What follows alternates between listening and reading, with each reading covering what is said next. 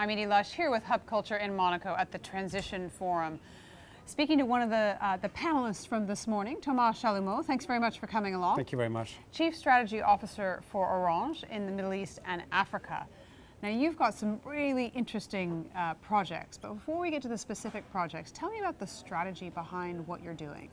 Well, actually, Orange wants to be more than a simple telecom operator in Africa and Middle East. We are present in 21 countries, which is quite tremendous.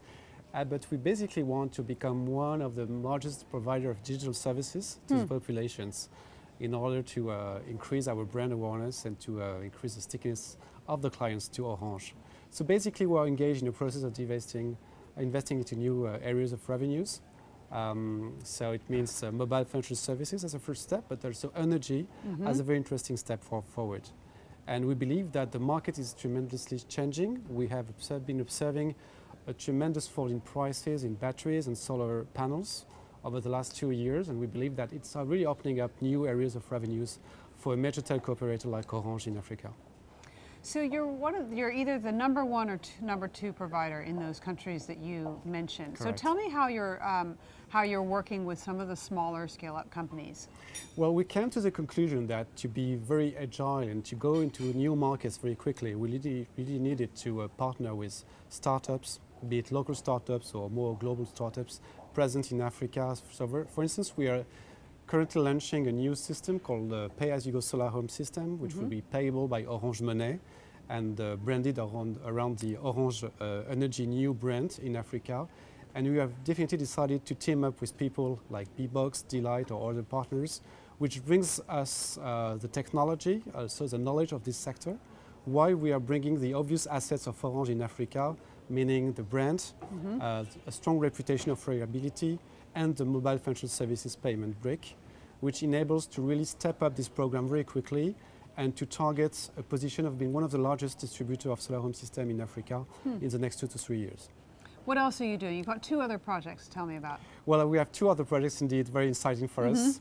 The first one is the fact that we have the feeling that as a telco operator, we absolutely need to reduce our own consumption of energy. As you know, as a telco operator, you have telecom towers in Africa, so you have to feed them with power. So we have decided to really scale up our programs in terms of savings in the energy space. So we are partnering with an external technical provider, which enables us to reduce by 30% our annual costs in energy each year. So which gives a tremendous amount of savings that we will share with the technical partners we have. And it's also going to reduce by up to 70% the quantity of fuel that we are using to power our own telecom towers. So that's a quite tremendous step forward in terms of savings and energy optimization. And it opens up the way to another mode of cooperation, especially with local governments and regulators, which what we call the wheeling programs, through which instead of producing 100 each year, we're going to produce, let's say, 120, and the additional 20 are going to be sold out directly by Orange to the grid, enabling the governments or the local utilities to reduce their own capex programs. So everybody is winning on this project, and we're very excited to roll it out in the next months and years in Africa. So how long do you think it will take to tip the balance towards where what you're doing is business as usual instead of something that's news? Well, I think that typically large private companies have started to initiate very interesting CSR projects over the last 2-3 years in Africa and Middle East. But now I think the industry and the global mobile industry with the GSM as well is really convinced that this is now the moment to step up this initiative and to transform them into real business lines or to more business-oriented projects. And this is the best way to scale up these projects in terms of numbers of country covered and in terms of ambitions globally.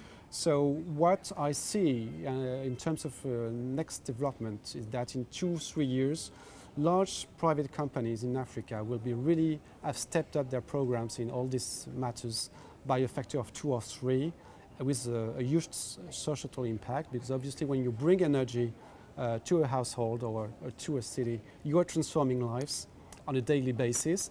You're bringing energy, you're bringing mobile financial services, and along that you can bring an additional range of new additional services in education, agriculture, whatever.